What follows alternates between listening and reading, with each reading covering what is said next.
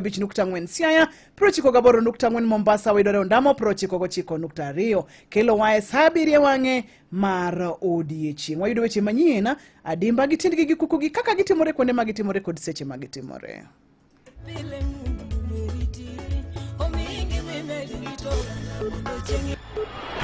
Weche manyien gi Roda Odhiambo.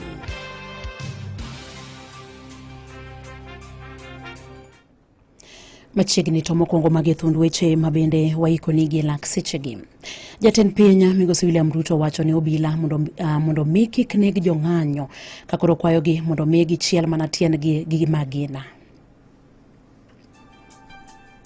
Jabodaboda mane olal chieng' wuok tich godhiambo oyudi ka ngimane ni kama rach e bungu moro e gweng' ma Ulumbi Ndagaria e sub-county ma Gem Yala. Komachielo bende enido mamalo golo chik machungo bila kuom dina pini kendo tamo jong'anyo donje chuny boma ma Nairobi. Machiegni jatend piny Migosi William Ruto wacho ni obila mondo mi kik neg jong'anyo kakoro kwayogi mondo mi gichiel mana tiendgi gi magina e kinde ma bende gidwaro kelo tulo moro amora e pacho kae. Magi owacho e kinde ma bende no yawa yanga log tich manyien mar obila e kar dak ma Kilimani e boma ma Nairobi, kowacho ni okang' ma kamano en mano mar tieko tulo ma bende hainyo muoch e kinde ng'anyo ma bende bage pacho kae. Bende oseo moko kuom jotelo kuom siro ng'anyo kendo chulo rowere mondo mi omuoch tulo, kowacho ni sirikal biro kawo negi okang' mager mar chika.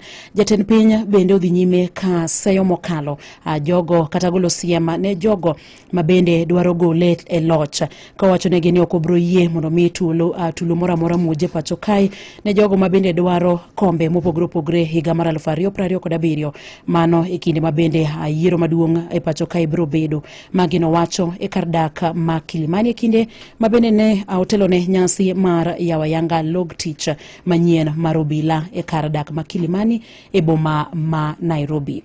Wadhi kaunti ma Siaya kama wayudo ni jabodaboda moro ma bende njane olala chieng' wuok tich godhiambo koro nyoyudi ka ngimane ni kama rach e bungu moro e gweng' ma Ulumbi Ndagaria e sub-county ma Gem Yala. Japikono ma bende yanga nyinge kaka Wycliffe Oduor Suji ma bende tie stage ma Jina Catholic Stage e gweng' ma Nyando ne ochwala lipot mar lal mare tok familia mare rem yude simo. Kalure kod lipot ma bende ne ochwala ni obila itiseno obila Mayala, Wycliffe ne pokone chakre wuok tich godhiambo gino ma bende no chuno mondo jodak makono kachiel kod familia mare ochwala lipot e wi lal mare. Jalup ruotha ma Jina sub location Austin Obiero oyango mai kowacho ni jabodaboda no koro no seringo de od thieth ma Yala sub county kama odhi nyime kod yudo thieth gi kinde ni ka obila koro chako timo nonro e wi wach ma kamano. Komachielo bende en ni riwruok mano mar FIDA bende okwedo mokalo neka mar jong'anyo pacho kae kanyakla kod rocho ratich oganda e pacho kae ka bende giwacho ni gigolo ranyisi kod mago manyicha ne otimore e kinde ng'anyo mar Sabasaba ma bende nobagi e pacho kae chieng' wuok tich mar jumani. Ne giloso e yo machalo kamae.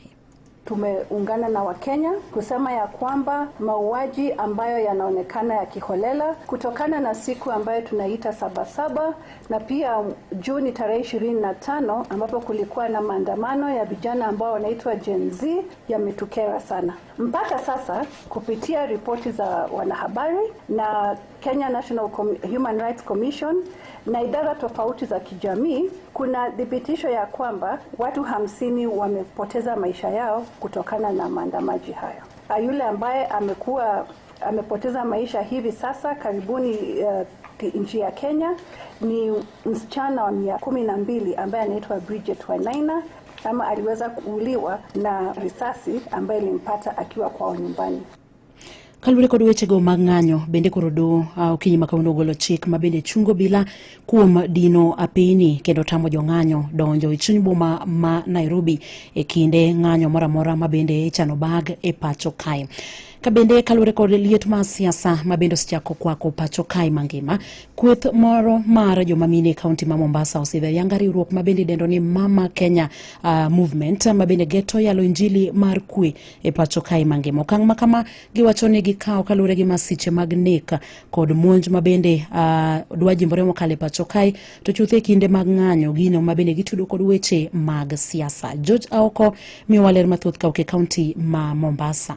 Kawuono wachako safar mar dwaro peace e Kenya. Wadwaro chopo wach amani gi maendeleo mashinani. Mano Mikai Amina Ridhwani maen jatend riwruok mar mine midendo ni Mama Kenya Movement kakoni sani giwuok oko mar yalo kwe kaluwore gi chochni mosechako nyiedhore pacho ka moting'o masiche mag monj kod nek mag rowere. Omiyo akwayo joma mone dhako ema nyalo loko dichuo kata ka en jakong'o obed maber. Mone manyalo loso Kenya gi nyithigi. Omiyo waungana. Kane giloso Mombasa bang' sidho ayanga riwruogno, Wilikista Kinyi man jakanyono koni en midhiero ne kwan maduong' mag rowere pacho ka medo mana wito ngimagi to chutho e kinde mag ng'anyo mabende tudo gi weche mag siasa. Gima timore piny ka sani ok ber. Nyithiwa inego, onge amani, mine ywak, chuo ywak moloyo to joma mine. Owacho ni yani jotelo wuog oko olos gi owuoyi gie. Kane gi campaign, yowuoyi gi nowuok oko campaign negi. Joma mon nowuok. Ang'o ma mono gi wuok oko, Raila owuogi, Ruto wuog oko, olos gi owuoyi gie ni kaka noloso gi ndalo campaign. Mane kwe mwakwayo ok ber gima timore piny. E seche gogogo, Merita Awuor ma en achiel kuom rowere e riwruogno koni piny owacho ema nyayo chochni makamago to chutho ni mar girem chopo singo manyocha gichiwo ne rowere. To ka wagang'ap mondo koro wamany gima nyalo konyowa kaka joma tindo tiyudo ka koko betie. Wambe wagombo mana kweno. Sama nyocha watimo recruitment. Ang'o momiyo wiu wil gi joma tindo ku recruit udhi joma dongo kata mana finance miwacho no. Kama joma dongo bete. Samu yiero kata CS go wambe wanyalo mana bedo. Emomiyo wadhi e school mondo wasom wayudo tese manyalo chopo wakono. Edo kachiel ma wawacho kaka joma tindo wadwaro ni tije kamuyiero ng'ama duong' achiel kete urube kijana achiel kato kweni dhi donjo automatically. Ne Radio Ramogi e kaunti ma Mombasa, an George Aoko. Telo mar kanisa mar Nomia oriwre kanyakla e siro lwedo wach twak kata national dialogue kaka yo mar tieko chandruoge masani okwako piny Kenya. Jalup Bishop Madino mar Nomia jadolo David Abaki Odhiambo siro lwedo gai mar ODM ka olure gi paro mabende nchane olieko mar twak e kind oganda jo Kenya ka otielo ni en adier ni Kenya sani kale matek ma yo mabende nyalo tieko do chandruoge ma piny Kenya kale en mana yor twak kende. Joja Molo ni giler mathoth kuke kaunti ma Siaya. Adwani mondo ungul lwedo gima jakom no wacho ni mondo jo Kenya obed piny mondo gipor wach kamoro achiel. Dakwa president mar Kenya mondo giyie gibed piny mondo gine kaka Kenya nyalo duogo wang kaka jachon. Nyithindwa nigi sida kendo wang'e ni chandruok ma miyo nyithindo moko ringo e ndara ndira makende nikech nyithindo tieko skul kuma gidhi onge. Problem nyalo bedo solve ka ji bedo piny mondo gi reason together. Omiyo tim appeal makende chuthe don nomiya church ni sirikal oyie bed piny kod nyithiwa mondo gi reason together mondo wane way forward kaka nyalo bedo kod kwe. Mano jalup Archbishop mar kanisa mar Nomia jadolo David Abaki Odhiambo mabendo kwayo bila mondo kinde duto wek tiyo kod ang'enge kata teko mang'eny sama girakore gi jong'anyo. Onge piny moro mabiro wuokie malo Kenya kaka Nyasaye noketo mondo wadagie. Omiyo daher kwayo nyithiwa bende gidog chien, police bende kik gol risasi ka chodogo nyithindo. Adwaher ni ka nitie demonstration ma peacefully to bed demonstration ma ka ji oseaye to dhano bedo kod kwe kendo Kenya duoge wang'e kaka pile. Omiyo akwayo ni jodolo wakoro wadok e wi chongo walam Nyasaye mondo Kenya oduoge wang'e. Walam nyithiwa duto to wapuonj nyithindo mondo gibedo kod discipline. Polise bende tijgi ka ging'eyo ni gin bende ginyuolo nyithindo mondo ji obed gimoro achiel. Jadolo David Abaki Odhiambo mano wuoyo gi Radio Ramogi e seche gogo nyiso ng'ur mare koluwore gi wach rochruok mar arita kwe gwenge mag game. Mar ariyo, security ok obedo maber e Kenya ka. Sani game ka iri nege ji hoi nyithi sikul. Manyoro ni eri machiegni ni manwang'o ka nyathi moro onwang'o mabamne kama chielo. Nyathi moro machielo bende chako ne kamoro mane machiegni kod yala. Gigi duto ne kama ok ber ahinya. Omiyo adwa timo appeal bende ni County Commissioner ma Siaya mondo ka nitie problem ni polisi ok titijgi, polisi gi mondo loki mapiyo kaka nyalore mondo security ma game oduogi wang'e. notenegi Archdeacon Charles Omuodo mabende kwayo mana piny owacho mondo winjie ywak jopiny. Kwe ok nyal betie piny ka diera onge. Kendo akwayo sirikal masani manie power mondo yie obedie piny bende mondo winjie dwaro kod ywak ma nyithindo matindo masani iluongo ni Gen Z gini godo. Kik kawgi kaka jomarori kata jok mang'ate matiyo godo. Sirikal obed piny mondo winj dwarogi mondo piny obed kod kwe. Koro mogik to ne wakwayo bende polise ma Kenya ni seche duto ma girakore gi joma nie ng'anyo to giwek tiyo gi excessive force kuom nyithindogo. Gidil gi jonjore to kik gineg nyithindo ma demonstrate peacefully. Ne Radio Ramogi e kaunti ma Siaya, and George Amolo. Wadhi kaunti ma Migori kama wayudo kanyo ni jotich 195 mane ochunge tich gi kambi sukari Masoni jumbe ariyo mokalo bang' oraka margi rumo koro ni to mi oraka kata contracts machielo mar dweche adek. Director mar kambino Jane Pamela oyango ni jotijego koro oseduok e tich komedo ni osemigi oraka kata contracts mar dweche adek. Pamela wacho ni oraka mar dweche adek no en chik mabende ni ogol kod komiti mabende otisi ni Transition Committee. Owacho ni ka dweche adek goserumo dwe mar 10 higani komiti no biro nyiso gi okang' monego koro gikaw. Kata doko ni jotije gosedok e tich moko kuomgi to poda ni kod luoro kalure ni gikia kaka gik moko biro bedo tok ka dweche adek go oserumo e dwe mar 10 higani. Jolony e weche mag alwora e kaunti ma Homa Bay ogolo ywak e wi chido mar alwora mar moko kuom dhowedhe kaunti no. Mano mabende giwacho ni kelo kod juelni mabende iwito aoyaye e dhowedhe go. Kakoro gikwayo piny owacho mar kaunti no mondo ket kare chenro matimo ler e alwora mar Nam Lolwe. Kakoro gidwaro mondo familia modak e dhowedhe go mondo ket ler e dhowedhe go kaka yo mar neno ni pi mar Nam Lolwe ok ochidi. Jolony go wacho ni chido mar pi mar Nam Lolwe en midhiro maduong' ne ngima oganda kod mano mar rech. Kagiwacho ni mano bende mabende osekelo dok piny kwan mag rech e Nam Lolwe. Jakom mar riwruok mabende otisi ni alwora makare community based organization Willis Okeyo Omulo okwayo piny owacho mar Homa Bay kod migepe mamoko mag sirikal mamalo mondo ket kare chenro mabiro neno ni pi mar Nam Lolwe ok ochidi. Omulo dwaro mondo piny owacho mar kaunti no ochiw gige puko taka e dhowedhe go kama bende jolupo nyalo puke taka.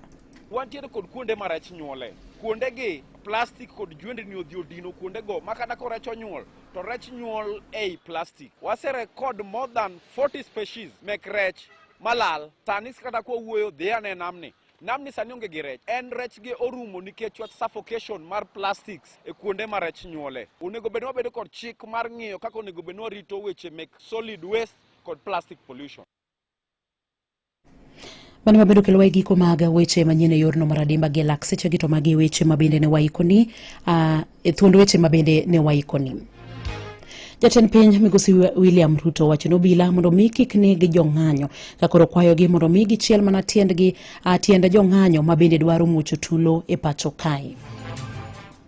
Bende jabodaboda moro ma inchane olal chieng' wuok tich godhiambo koro ni to yud ngimane kani kama rach e bungu moro e gweng' mag Ulumbi Ndangaria e sub-county magem Yala. Doma malo golo chik mabende chungo bila kuom dina piny kendo tamo jong'anyo donjo e chuny boma ma Nairobi e kinde ng'anyo moro amora mabende bagi e pacho kae. Watudru saburu kod sochiko ne weche manyine yo machuok to koro mokanyo sa 10 ne mago matuch e kor gwenge.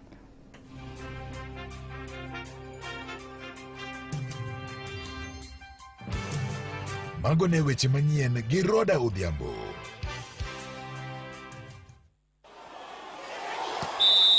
Weche tuke e Radio Ramogi. Machiegni weche mag tuke nyinga Milton Ochieng nyi sikund secondary Manyakache Girls mawuok e kaunti ma Kisumo wacho ni koro gigeto yudo loch mar jok mamine korka tugo mar adhula maigani bang' tieko thuolo mar 2 e season mokalo. Kocha margi Crispin Odindo wacho ni thuolo makama giseikore makare kendo gionge gi hinyruok mathoth e kambi gi gino makoro nyalo miyo gi thuolo makare mar yudo simbono. Mwaka jana nilikuwa kama regional finalist, lakini kwa sababu Nyanza ilikuwa ina host nikafaulu kucheza kwa national competition. Baadaye nilicheza mpaka finals na Butere, kawa namba 2. Kama mwaka huu tunaangazia tuweze kuishinda regional title. Kulingana na vile tulicheza mwaka jana, tulipata majeraha wakati tulicheza finals, lakini tulikuwa kwa nafasi bora ya kuweza kuishinda. Tumejaribu kurekebisha sehemu ambazo tukwa tunafanya vizuri, kama kufunga mabao na pia kulinda lango letu. Karako Berone giyudo thuolo matimo maber nyaka kama gichope sani, owacho ni piem ma gwenge ma Nyanza higani nobedo mager moloyo higa mokalo. Zimekuwa tu mzuri, kila timu ilijitayarisha. Sasa ni kutia tu bidii. Mwaka huu imekuwa juu sana. Komachielo bende en ni President mar Athletics Kenya Jackson Tuwei sani koro wacho ni okang' mar bago tuke mag mita 10 gi mita 500 e pinje mag Frontel Eugene Oregon en gino ero mane gitimo ka ging'e gima gitimo. Wira ni chal mar kor lwasi e pinyno chalo gi mago mag Japan, kendo jo Kenya moyudo thuolo mar timo maber kono nyalo timo maber e tuke mag laro simo mar piny mangima e boma ma Tokyo. Nowacho ni okang' ma kama en mana mar geto yudo kaka jo Kenya nyalo dhi timo maber kendo kelo midila. One of the reasons why we sent our team and 10,000 men and 3,000 and 5,000 women was also a program that we came up with to go and do the trials for Tokyo the World Championships. So we thought we could do this by giving them a chance to go and compete, to go and run outside because of special conditions. To korka tuke modong', Tuwei nowacho ni gibiro bago tuke mag temruok e paw tuke ma Ulinzi Sports Complex tarik 22 mar dwe ni mar 7 Nairobi, ka jong'wech mopogore opogore onego bed ni kawo bips magi kendo ndikore odiechieng' achiel motelo ne tukego.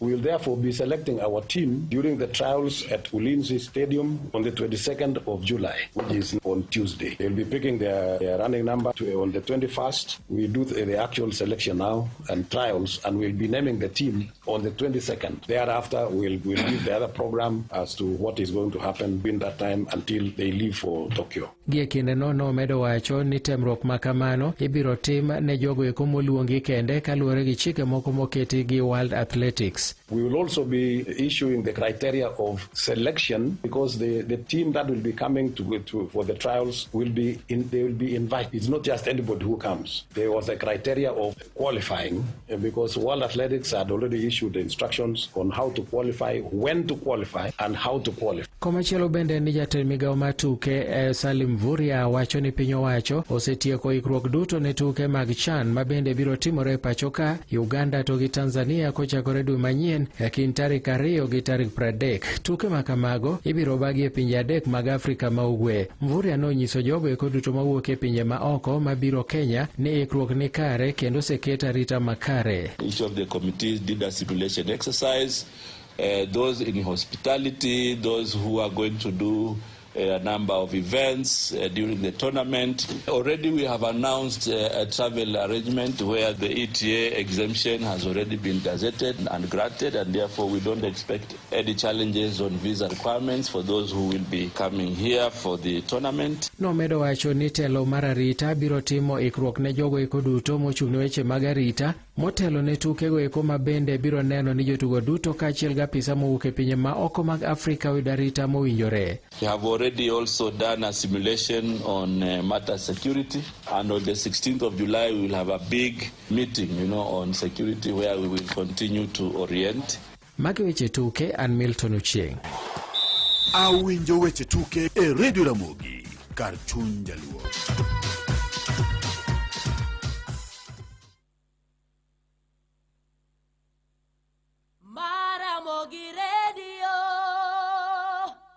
Radio Ramogi kar chuny jaluo.